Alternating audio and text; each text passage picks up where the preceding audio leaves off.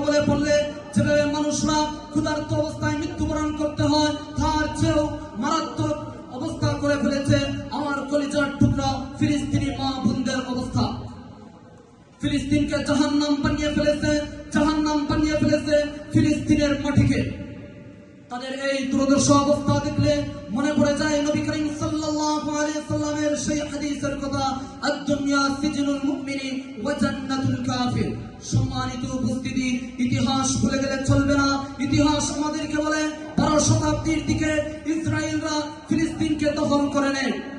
টানা 88 বছর মুসলমানদের উপর নির্যাতন চালায়, মায়ের সামনে সন্তানকে হত্যা করে, পিতার সামনে সন্তানকে হত্যা করে টানা 88 বছর অত্যাচার আর নির্যাতন করার পর শেরে খুদা সুলতান সালাউদ্দিন আইয়ুবীর এক গর্জনে